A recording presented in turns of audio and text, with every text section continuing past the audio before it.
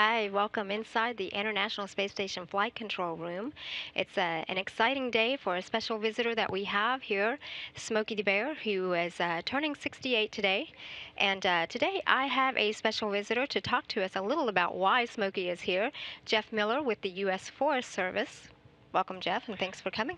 Hey, thank you. I am so happy to be here and so proud of NASA and Joe and Smokey the Bear. It's just wonderful, and thank you for the invitation. Absolutely. So it's a little funny when you were sitting in this room and it's a hub of activity already, just with this team watching overseeing all the systems aboard the space station and the crew's activities, and in walks Smokey the Bear.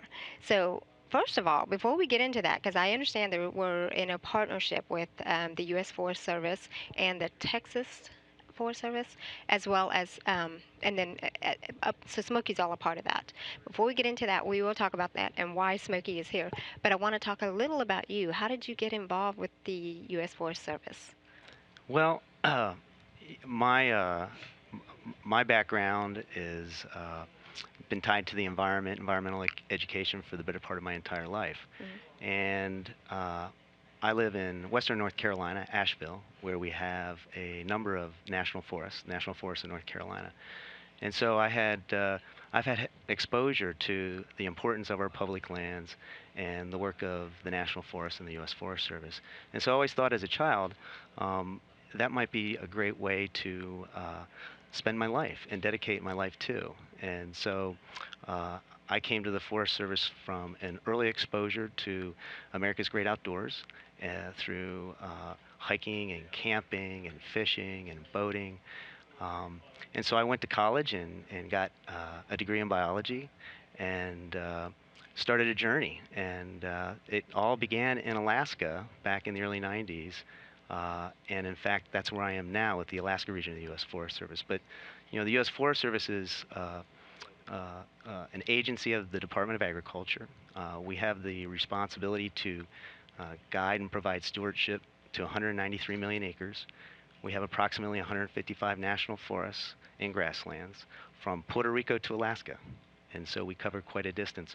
But I came to the U.S. Forest Service because it provides lots of benefits and services to the American people and its youth.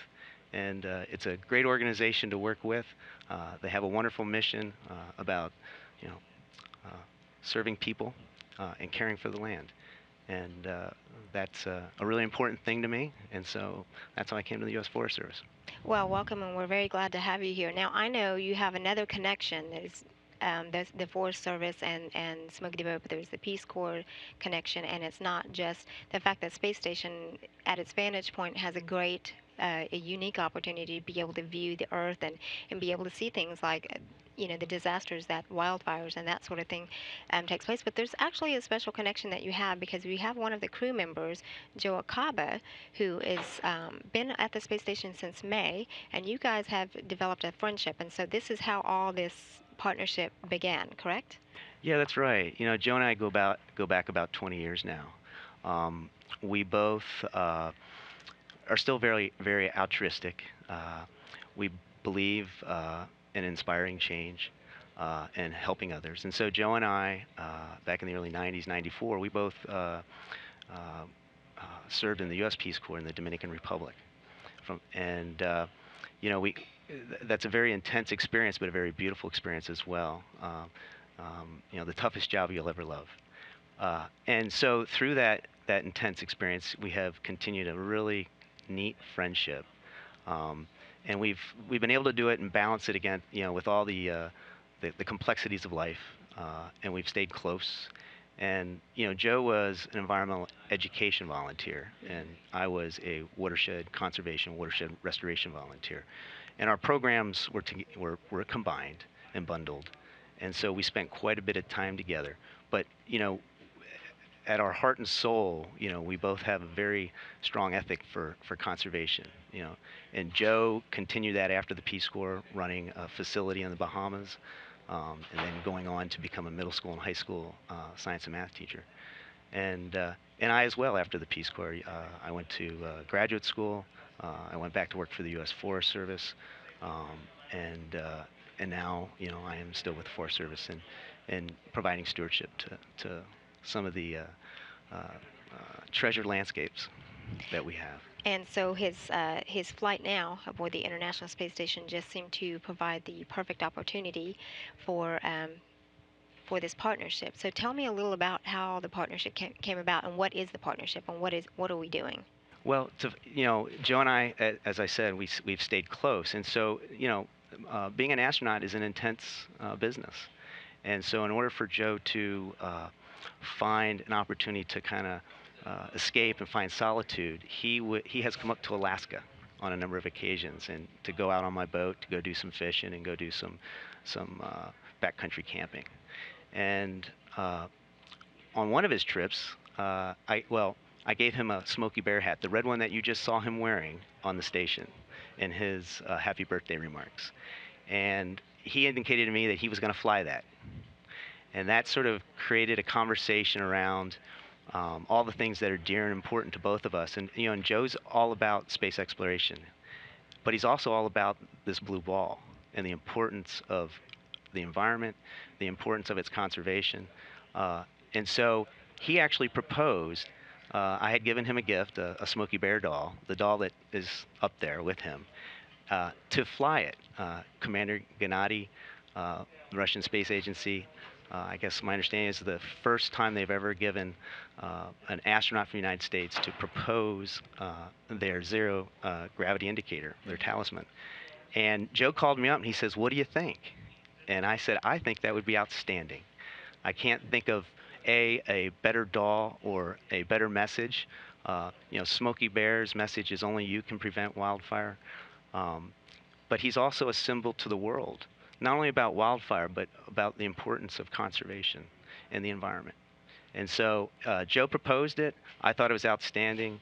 The Russian Space Agency obviously supported it as well. And so we are just super excited and happy to have this experience together. And so that then has turned into a really neat partnership. And so the partnership is really about building the synergy, finding places in our relationship where we can move towards common results. NASA has an enormous amount of science and technology support that helps us in many of our programs, our fire program, our research program. The U.S. Forest Service has the largest forestry research organization in the world. We work in many countries through our international programs. And so the partnership is both about science and technology exchange. Joe's up there trying to understand, combustion and fire and microgravity, as well as he's providing satellite support with taking photos that are really important for our managers on the ground to understand how fires are moving. The fire plumes Mike Fossum talked about, when he was up there last year, and all the fires here in Texas. So it's a very important relationship that provides really important information and data to allow us to conserve and build a safe future.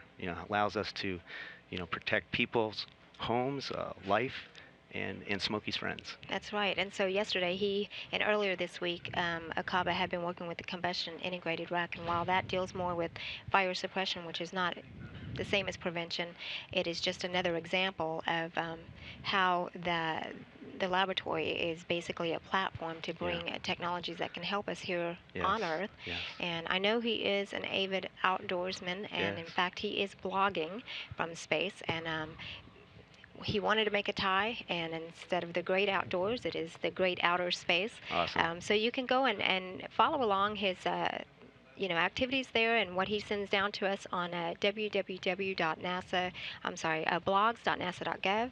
And also, so this isn't the first time the U.S. Forest Service has actually partnered with NASA. Can you tell me a little about? No, and in fact, our relationship goes way back. I mean, the work that we're doing it's almost sort of a recertification of a partnership that's been around for decades. In 1966, the Deschutes National Forest, Central Oregon, hosted 22 astronauts in preparation for the lunar landing and the lunar missions at Lava Lands. As well, Stuart Roosa, Apollo 14 mission, 1971. He was a smoke jumper with the U.S. Forest Service before he became a NASA astronaut. And when he flew on Apollo 14, he took up 500 seeds that were brought back down to earth and have been planted all over the country. And there's a real story there. They're called the moon trees. And so those are just some sort of really sort of experiences in the past where we've worked, plus all the science and technology transfer that we do. For instance, right now, the Rocky Mountain Research Station has a scientist who's been invited to work with NASA on the Mars exploration program. He's an atmospheric scientist. And we're also doing some really neat things through this, through the outreach and communication with Smokey, both tied to Smokey's message, only you can prevent forest fires, but as well, we're working with NASA in their Skywatch program, where we've tied in our locations for a lot of our campgrounds and visitor centers so that the American people, the visiting public, to the public lands can look up at night and at a certain time see the ISS passing over on the Tell arc. me a little about the Skywatch. So I think you actually used it recently and was able to see it pass Yeah, into I mean, International Space it is Station. absolutely. I just encourage everybody out there to go to NASA's Skywatch, and if you're going to go out camping, both in the public lands of the U.S. Forest Service as well as the National Park Service, you can look up the day and time when the ISS will be passing over your site, and you can have a Skywatch party and hang out with family, reconnect with your kids, talk about the universe, and dream. Well, since you just saw it, describe for me what was that experience Oh, like? it was really cool. And the I thing mean, that this is recently when this was very, Akaba yeah. was here, so you're It, thinking that's my friend. well, that was the thing. I just recently canoed the Yukon River. We did a 10-day Okay. expedition. Yeah. And not that I saw the ISS, but a lot of times, in the past, I had seen what I thought were shooting stars moving over. But unbeknownst to me, they were probably on some of those occasions was the ISS. And so we just recently saw the ISS travel. And so it's just a lot of fun. Yeah. But some of the other stuff that we're doing together is we will have the Destination Station program that NASA supports. Boston, so if you were to Google Destination Station Boston, Smokey Bear and Cosmo are going to get together, along with Forest Service scientists and NASA scientists. They're going to train like an astronaut. Oh. There's going to be some astronauts present at the Miles Standish State Forest just north of Boston. And that's going on now, a number of activities around Destination Station. And then, of course, we're here today celebrating Smokey's 68th birthday, Yes. which is the longest national campaign, longest running national campaign by Very the Ad popular Council. because And very popular. I mean I knew it. I Yeah. remember that. So Yeah. we're very, very happy to have you here today. And anything else you want to share with us? Also, I don't know if you've checked out. You mentioned canoeing the Yukon. We, of course, obviously, like we mentioned, the Earth observations is actually part of the research that is conducted. But it's also nice to look at the photos that come down Yeah. that Joe and the rest of his crew members are taking, and because they are quite beautiful to look at as well. But if you haven't, you need to go and check out the Yukon River because that's actually an interesting photo to look at. I'll tell you, I will. I think in closing, you know, get out there and enjoy those treasured landscapes, public lands everywhere. And it's America's great outdoors. And public lands provide lots of benefits to the American people. And if you're a biker, a fisherman, a hunter, it provides jobs to communities. Uh, and so I just want to encourage folks to take advantage of one of our country's greatest assets. As well, I want to encourage all of America's youth to dream. I know Joe's an astronaut today because he's a dreamer, and he believed in something, and through that belief, he started to see it, and now he's doing it. And so, Joe and I and others, we all want to inspire change to improve lives. And so I encourage everybody to Do that. do that. Well, absolutely, it's a great message, and it's a pleasure having you here today with us today. Enjoy the rest of Smokey Bear's birthday. For folks out there who are out on Twitter and Facebook, you can send Smokey Bear a happy birthday wish if you like. I did it. You can go to Smokey__ Bear, and also you can follow along Joe Akaba's Twitter at Astro Akaba, and follow along that relationship as well. And remember, only you can prevent wildfires. Excellent. Thank you. This is Mission Control Houston.